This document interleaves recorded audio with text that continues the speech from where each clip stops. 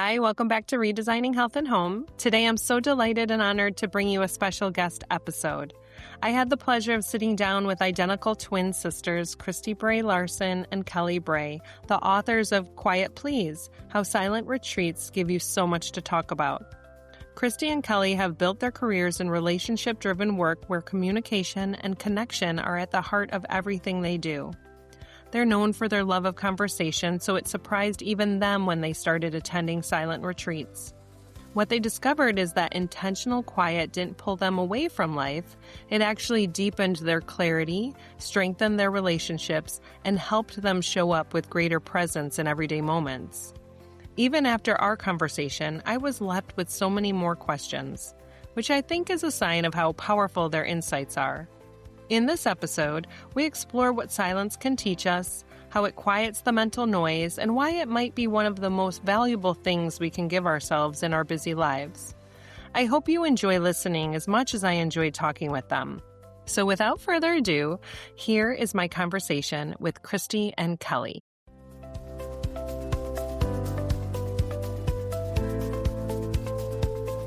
Welcome to Redesigning Health and Home.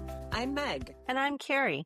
We love creating beautiful, functional spaces and living healthy, vibrant lives. So join us as we chat about simple, practical ways to take care of your body, mind, and your home.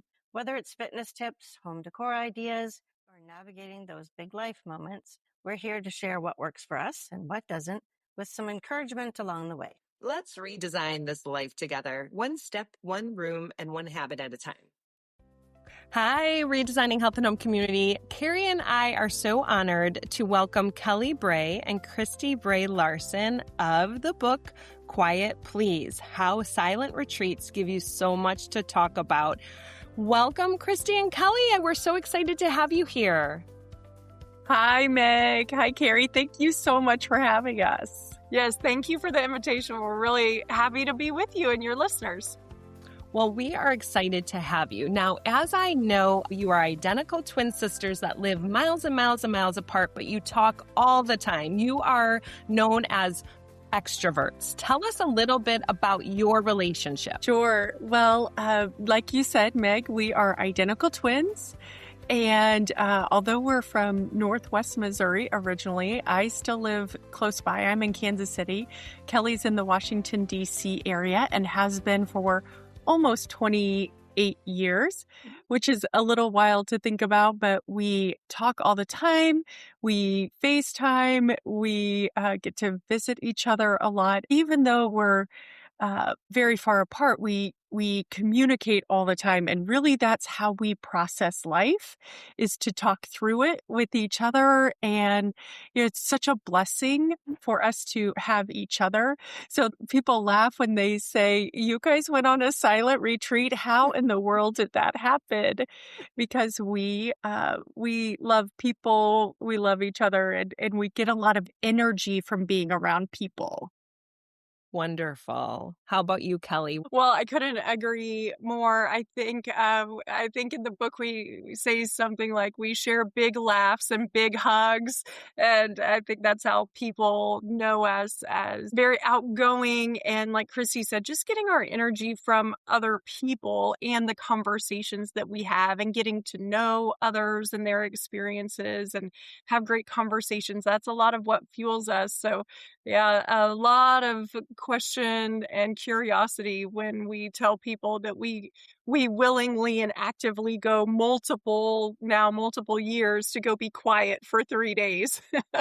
To be quiet for 3 days. Well, I want to jump ahead, but then that'll take us back. You have a book out called, like I said in the introduction, Quiet Please, How Silent Retreats Give You So Much to Talk About. Take us back. Tell us everything, how it started.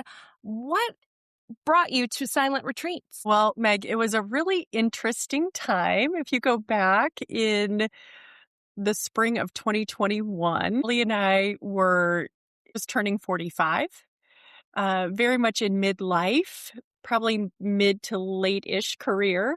I had preteen daughters at the time. And I know you feel this way and your listeners feel this way too.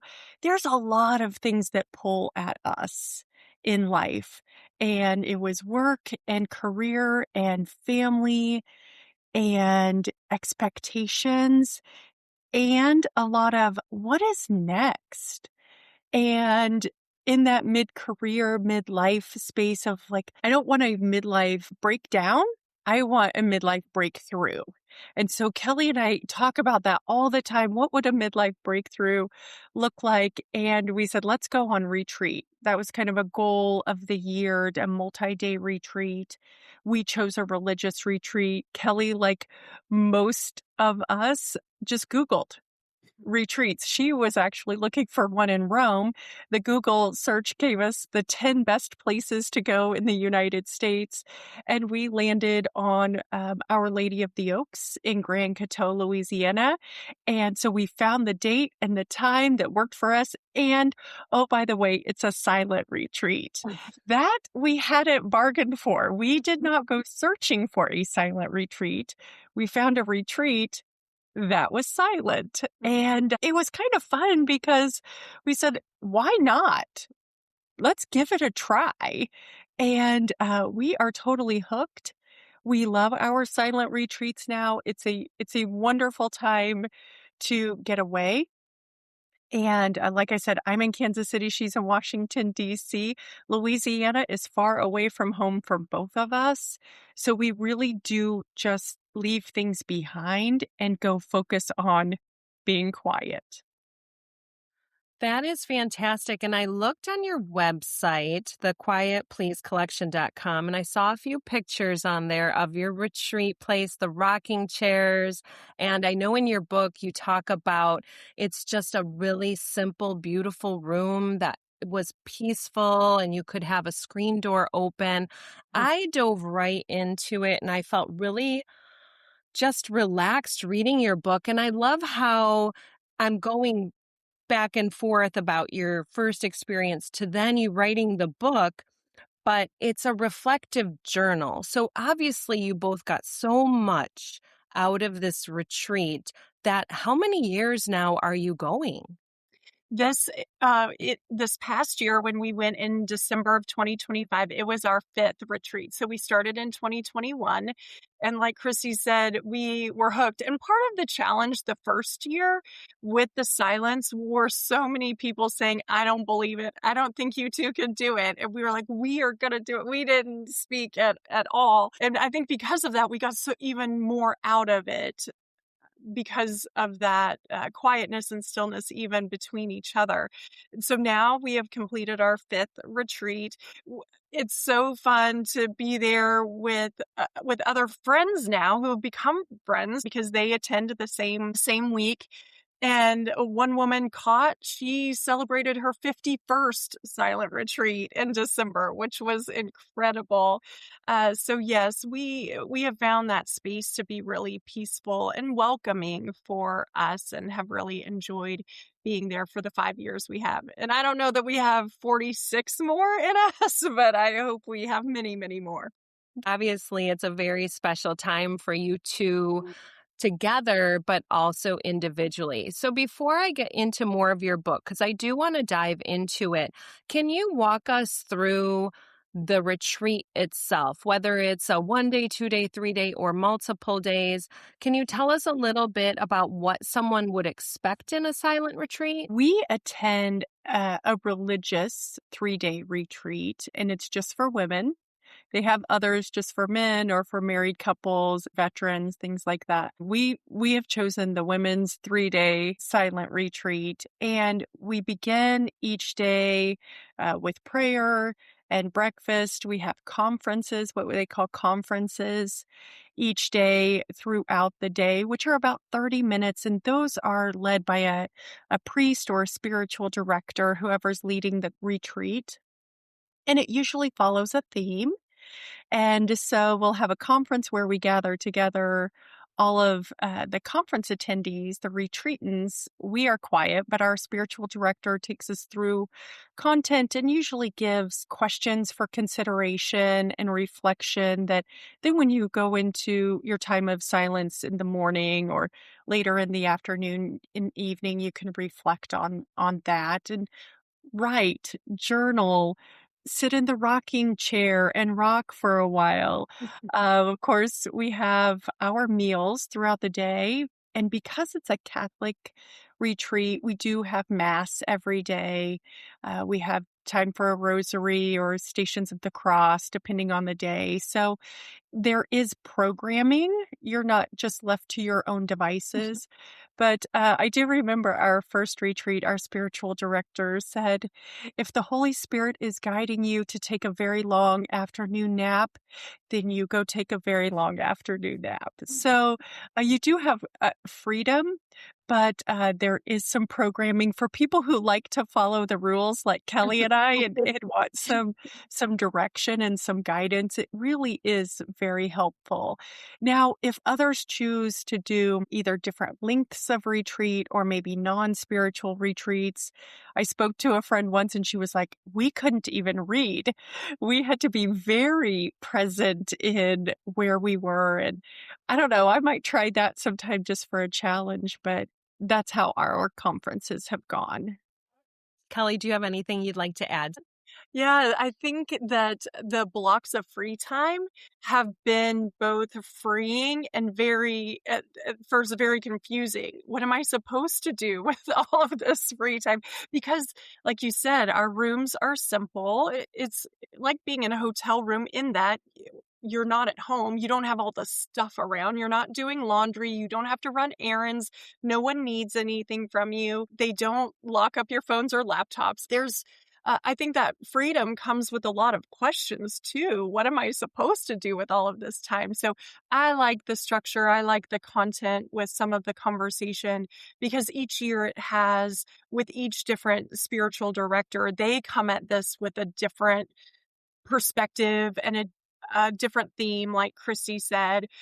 And each year is similar, but it's a very different experience too, based on who's leading those conversations. In your book, you mentioned one of the spiritual directors was very academic, and you had a lot of questions. And I love the nap too, Kristie, because was it you that said in the book that you then said, wait, I could have been napping my whole life every day? Oh, Kellie, you No, did. that's me. Yeah, that's Kellie. Yeah.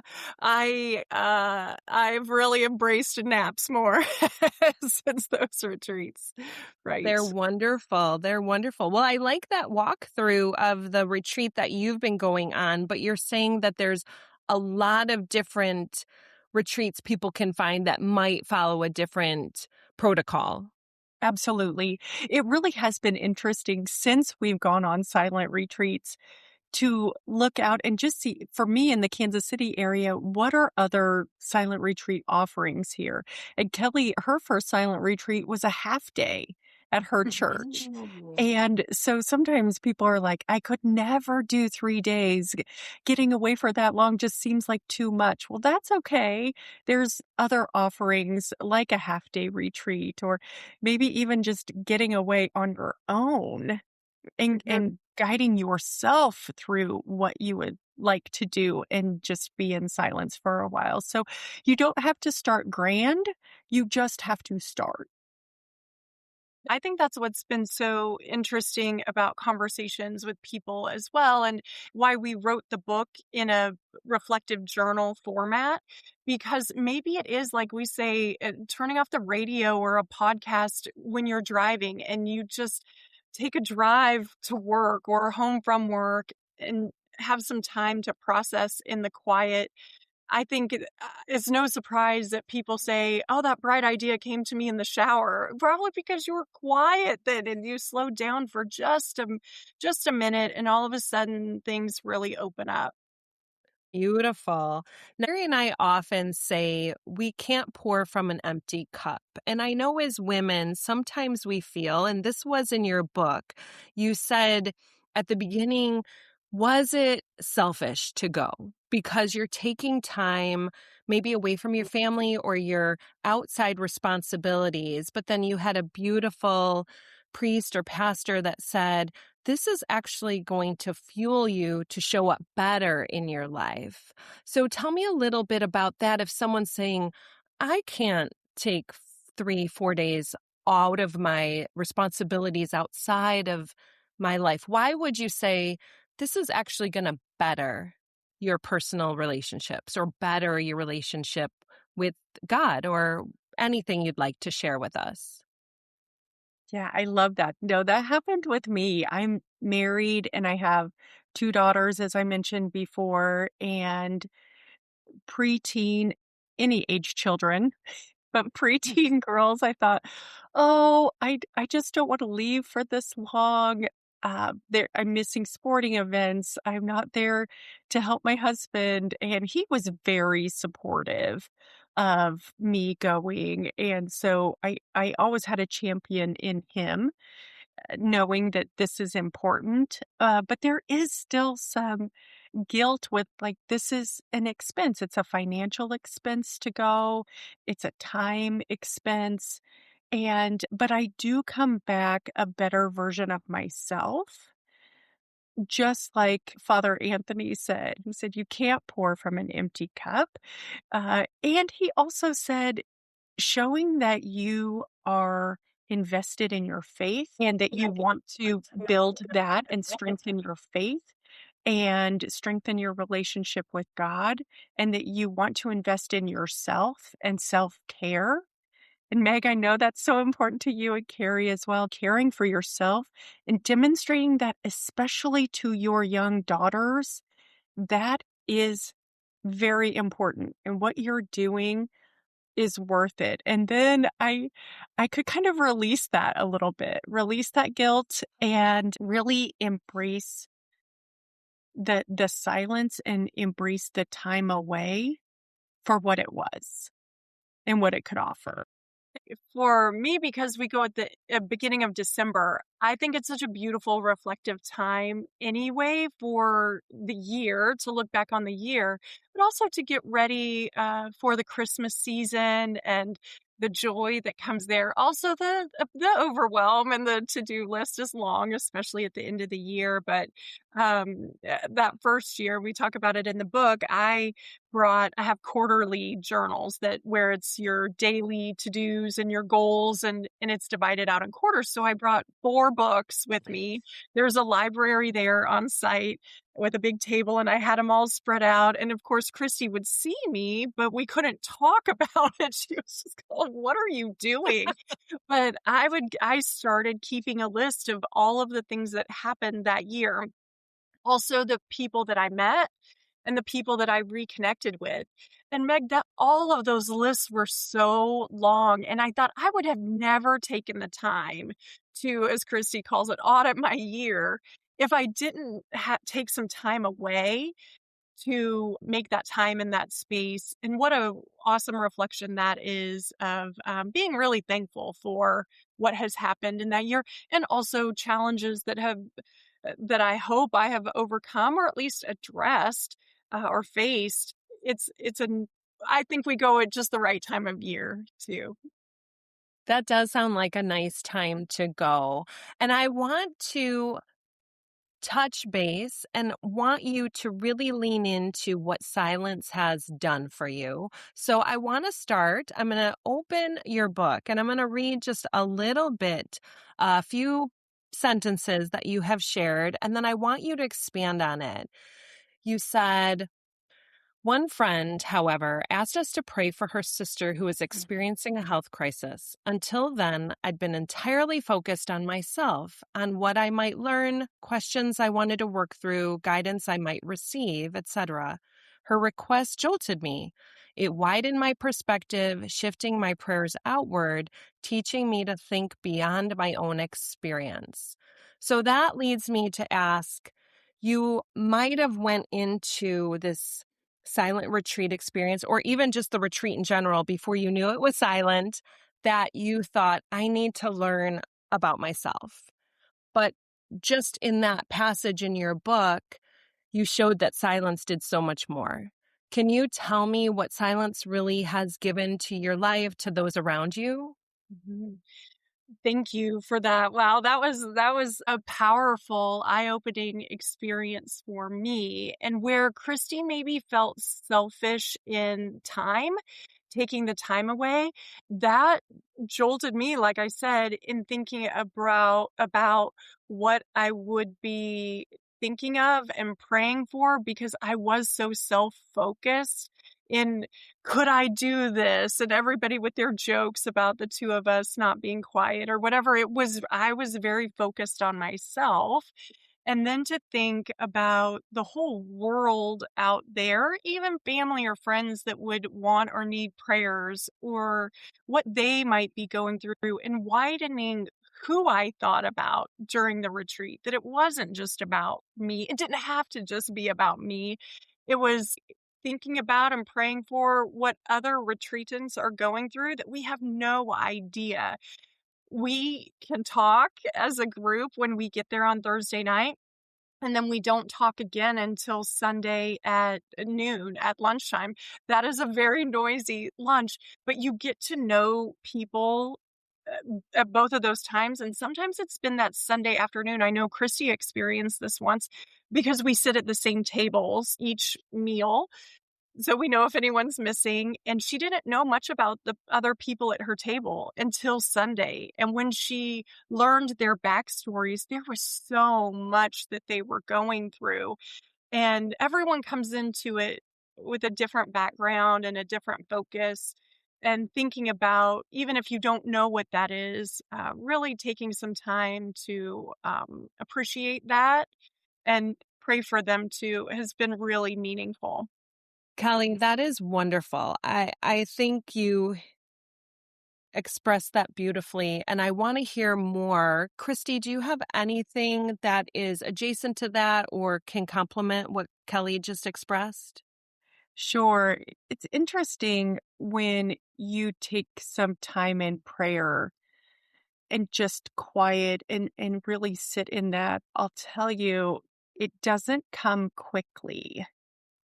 And like I said, we've been on 3-day retreats, and especially our first retreat, I was so focused about learning more about myself and having God say, this is what's next. And here's going to be your plan. And your prayers are going to be answered. Give them to me and I will hear you. Because I thought, gosh, we're investing this time. We're doing all of the right things. I had put my phone away. This is great. And it took probably 2 days. And I remember Saturday night being very frustrated. And I didn't feel like my prayers were being answered. I didn't have any divine intervention. What was next for me was not being laid out. I felt like I was doing all of the right things, and yet nothing. I was very frustrated. And then it came to me. I honestly believe it was Mary. I feel like it was our Mother Mary said, listen, this isn't about what you've done and what you've accomplished and the hardships of coming out of a pandemic and raising children and caring for your parents and doing all of these things. It's not about what's next in that. It's celebrating what you've accomplished. And I feel like that was really important for me to then exhale a little bit and enjoy where I was and not so much of the what's next, what's next, what's next, how can I be better, how can I do more, all of those things. She was saying, you need to just relax and rest and reflect, and you are doing just fine. So I think that time in prayer and just that time of silence, it can't be rushed. And it's frustrating sometimes. I believe that to be true for Mhm. sure. And is this the time where you were expecting the answers of yes, no, or wait? Yeah. Is that that Yes. whole part of that experience you had? Very much. Because it was like, what is next? Tell me, tell me. And for so much of that time it was wait. It was weight. Oh my goodness. Well, I want to dive into the book a little bit and in conjunction with your experience because Carrie and I are redesigning Health and Home. So we're always trying to redesign how we approach life. And one thing we were talking about, and you actually mentioned it in your book, were the five senses. So the five senses come in, and I have experienced this too because I was telling Carrie when we were talking about our goals that I wanted to start having slow mornings, but I think it relates to a mini silent retreat in the morning because I just wake up quiet, enjoy my coffee. But yes, I'm smelling that coffee more. I am tasting the richness of it. I'm hearing the birds sing. So it was so beautiful in your book that you talked about the benefits of the silent retreat and the five senses being one of them. Can you lean in and tell me more about that? Well, this is one of my favorite chapters. This was such a delight because of all of those things, Meg. Just like you said, when you take time in the quiet and slow down, you do taste the food. We go, like I said, to Louisiana, and we have etouffees and we have bread pudding and things that we don't get to eat very often. And oh my goodness, when you are quiet, when you eat, you taste the food. It's not just about getting the food in so you could go do the next thing. It's really enjoying how delicious things are or an unexpected flavor. We love our coffee and just that bold, hot taste of coffee in the morning or snuggling up with a really wonderful blanket in a rocking chair and watching it rain. It really doesn't get more peaceful than that, in my opinion. Anyway, so that is something that I think both of us have taken away from our silent retreats and just brought that into day-to-day life, just like you mentioned, and enjoying that time and not picking up the phone to call someone or not turning on the TV or absolutely just putting your phone down for a little bit and just being in the moment, I think has been so wonderful. Well, but on that note, and kind of back in real life, everyday life, this morning I woke up and my phone was dead. The battery had died. I had to plug it in. It was going nowhere. Chrissy's got a beautiful screened-in porch. I was here visiting, and just like she said, I made my coffee and went out there and got to hear the breeze and do all of those beautiful things. But the number of times I felt myself trying to reach for that phone as just an instinct because it's near us so often, or I was thinking about something and I wanted to look it up, or I needed to respond to that text, but my phone was in the other room charging and I couldn't do it. It's not easy. We will never say that we have got this down perfect because we do not at all. And even this morning, that urge to reach for the phone or to do something else and not just sit and enjoy, it's a very real temptation. It is a real temptation. So your book has inspired me. Speaking with you has inspired me. And I want to touch base a little bit about the format of the book if people are curious about what Quiet Please, your book, wants to share. I know it's very reflective. You have really cute quotes, even from Rolling Stones to Jay Shetty to Leonardo da Vinci. So you've got fun quotes sprinkled in. You have wonderful Bible verses sprinkled in, but then a nice amount of journal space. So can you walk us through how you developed the book, who it's for, what it's meant to do? Tell us everything. We wrote this book as a guided journal, and even the title, Quiet Please, How Silent Retreats Give You So Much to Talk About, because when we came back from our first retreat, and of course we had posted on social media that we were going to be quiet, no one believed it, lots of jokes. But because it was also the holidays, we ran into so many more friends and family than we would maybe in like March or April, any other time of year. And there were so many questions and so many responses from people with the "I would love to, I could never, how could I?" Or many people, "I've been thinking about this. That's really incredible. You all have done this." So we knew that the book, it doesn't make sense for it just to be our stories because those are prompts. Those are just to tell you a little bit about our experiences. But the number of questions we got and the amount of conversation that it started really meant that people were thinking about it and they cared and they were curious. So that's why we set it up with very short chapters. Kristie writes some, I write some. The font's even just a little bit different, so you can hopefully see that one is me and one is her. But we wanted to leave plenty of space for the reader to capture their own thoughts and reactions because in conversation about it, that's what we were hearing. They thought what we did was interesting, but they were more curious about what it would mean for them. So we wanted to have plenty of space to capture what it would mean to them. Thank you, Kellie. Can you lean into that, Kristie?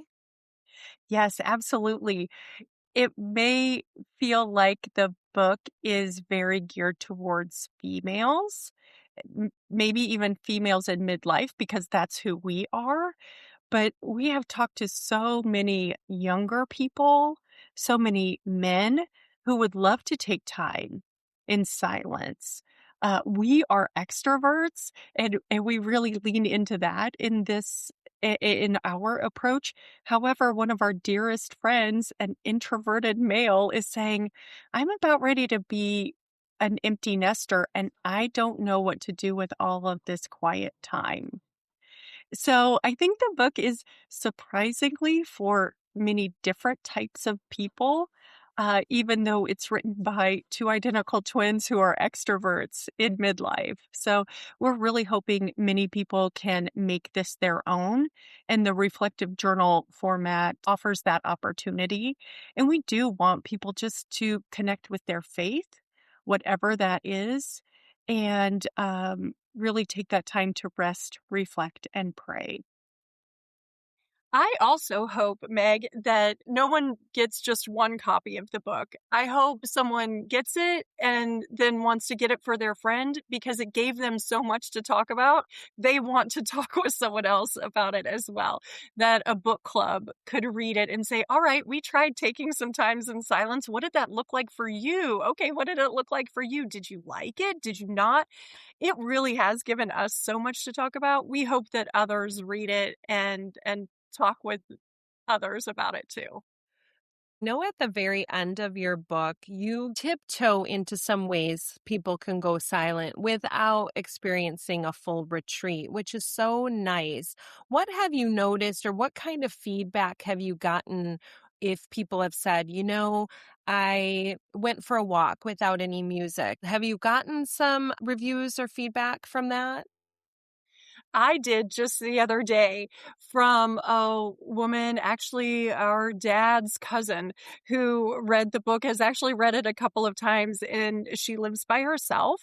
But she said, "It has been hard for me to find times of silence." But just like that example you gave, Meg, about enjoying the cup of coffee, she said, "I'm really trying, if nothing else, just to focus on my cup of coffee first thing in the morning, look outside." And of course, there are so many benefits, as you know, of being outside first thing in the morning, getting the sunlight. So there's that added benefit too. But like me, she lives by herself and she's even finding it hard to find those times of silence, but she's devoted to it. She's going to figure it out. And that cup of coffee first thing in the morning is where it's starting for her. Well, that is so rewarding to hear that your book and your experiences are making a difference in so many people's lives. If you were to say, like Kristie, you said, it's not just for women in midlife, but anyone can wonderfully experienced this book. And I'll have to say, it's a really easy read. It's fun and light stories. It's your experience at these retreats. I loved the little idea of when you said you were rule followers and you met someone asking you for directions. So I don't want to give away too much, but I felt almost like I was there with you and experiencing a little bit. So maybe if I did one, it wouldn't be so scary because I had your experience in my head from reading your book and I could reflect on it. So I think if you were to say, who is this book for? The answer would probably be for really anybody. Mhm. It's really interesting too. Again, I think about young people, whether those are high school or college age students or young professionals. Wow, the amount of noise and distraction in their lives, it is it is overwhelming. And we have a friend who bought this for his daughter who is a junior or senior in high school, and he said she's curious about silence because she just gets so overwhelmed. And I think it's really important for our young people to know that it's okay to be quiet and to not let that scare them, but to embrace that and find themselves in times of silence. Mhm. That might be a next project too, is how can we work with more teens and more young adults so that they know that they don't have to always be distracted by the noise that life throws at them. And I would say as well that being silent, even in a group or on a car ride with a friend, I would often think that if you were with someone or worse yet, a group of people and there was silence, that meant no one was having fun or something was wrong. And so I would often fill in the gaps with just words and I would just keep talking. And I noticed definitely at the meals, where conversation is usually so abundant that at a silent retreat, that's not the point. You will sit there in silence and eat with other people, even looking across the table, and everyone was fine. Nothing was wrong. People weren't having a bad time. No one was mad. You were just quiet, and that was the goal. And so I have really found myself in those situations now not feeling like I needed to come in and save the day with some thoughtful question or conversation prompt. It's okay just to be quiet and let things evolve as they're going to. I like that everyday life scenario analogy. And that brought me to thinking about the retreat. I wanted to ask you now, Kristie, you were saying you were struggling that first retreat, those first 2 days. If someone went and is truly struggling, is there an opportunity to go speak to the director or the leader? Yes, absolutely. And whether that be one of the priests that's on staff, one of the spiritual directors, there's always time that you can schedule to go visit with someone if you are just needing a little boost or just to talk through something as well. Well, ladies, this has been so interesting, and I really do hope everybody goes to grab a copy and just, even if they are not doing the full 3-day retreat, take it, reflect upon the questions and the wonderful quotes you have put in there. Tell us, are you doing speaking events as well as promoting the book? Yes, that's right. We feel like, as we talked about just now, this book can really be for anyone and everyone, that we need these opportunities to take a step back. And as we were visiting with someone early on in this process, just to know that we're okay, that we are okay, we're going to be okay. Take a pause. I think we need to remind ourselves of that. And I think there are a lot of audiences who could benefit from the message. I also know that not everyone's going to take the time to go on a silent retreat, but even with a speaking event, engagement, a workshop, to have some of this conversation because it gives you so much to talk about, but also to take some of that time to just be quiet. I think people could really benefit from even those few moments of quiet and silence. I think we're just really excited to reinforce what Kellie said, to talk with people about how it's really transformed our lives. Our lives are really good. They are very full and they are very rich, and we are very blessed with just beautiful communities and family and friends around us. And it's great to visit with other people and say, when times are good, it's good to have silence. When times get hard, it's good to have that time to take a pause and maybe process difficult things like grief and relationships that have soured, or just aging, and what does that mean? And I think people can really help each other in that, and maybe Kellie and I can be the catalyst for those conversations. For our listeners, I absolutely love that. And I want you to lean into everything you said. What are a few key takeaways that they can take away from your book, from your speaking engagements, or just going on a silent retreat?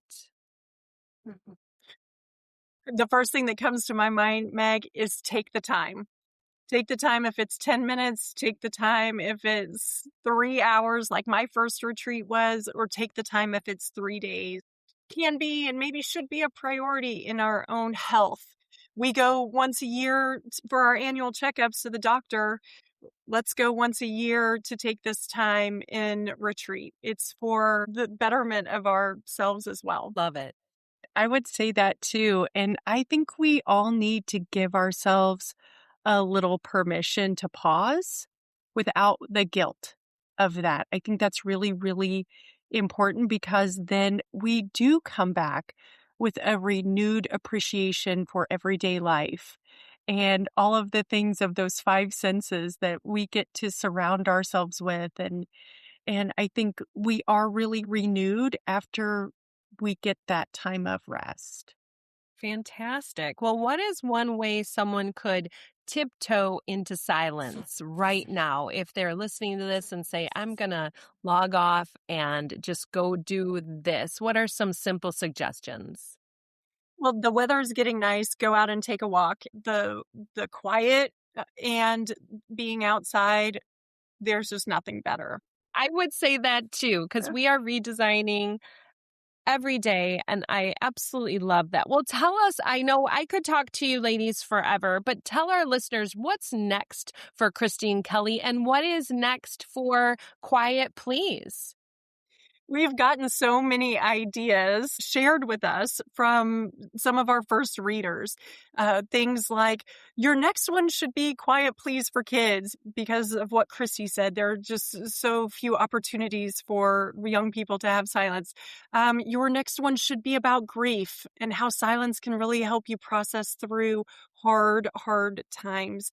Your next one should be getting copies of everyone's books that they've written in, get those back. And then the next edition should be, what did quiet give people to talk about? So the responses from those first readers. So there are a lot of ideas, but I think more than anything, we're excited to share, like Kristie said, how this has been so transformational in our lives, and hope to give some of that inspiration to other people to help us get through our own daily lives and the hustle and bustle of just what it means to keep up in this world and keep going day to day.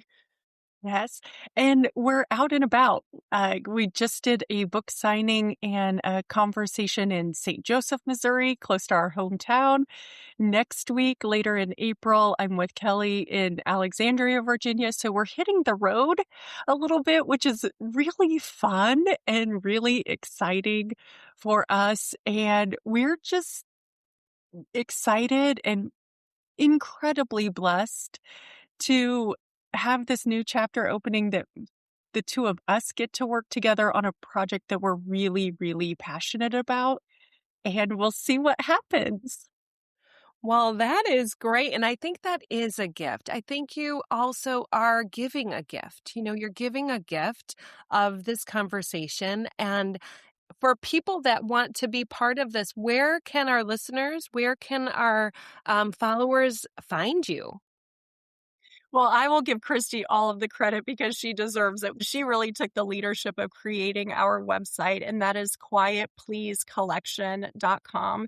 It has background about the book. It has upcoming and past events on it, some videos that we have done. There's a media kit if you're interested in having us come speak. I will give all of the credit to her. She did a fantastic job. Well done. It has been an absolute pleasure speaking to both of you.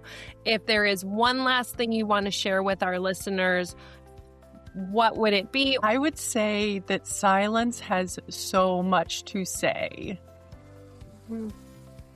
I love that. That is perfect. And I believe that to be true. I loved your book. I loved speaking with you. And I hope everyone can take a moment to check it out. Your book, Quiet Please, How Silent Retreats Gives You So Much to Talk About. And go to your website to find you both, quietpleasecollection.com. Find you for speaking events or just to learn a little bit more about the retreats. Well, thank you so much. It's been a pleasure. I wish you both the best success in future endeavors. I can't wait till the next book comes out. I'll be waiting to watch for it. Well, thank you so much, Kristie and Kellie. I just hope you have the best day ever. Thanks, Meg. It's been a real pleasure. Thanks for having us. Thank you. Thanks for listening to the Redesigning Health and Home podcast. If you've enjoyed this episode, we would love for you to like, share, and follow along so you can catch us on all future episodes. You can find me, Meg, at Fit, Fed, Feeling Good on Instagram, Facebook, and YouTube. And you can find me, Carrie, on my website at homestylewithcarrie.com and on Instagram and Facebook at homestylewithcarrie. That's Kerri. And you can find both of us at Redesigning Health and Home on Instagram and Facebook. So join us next time for more inspiration on creating a home and a lifestyle that truly supports your best self.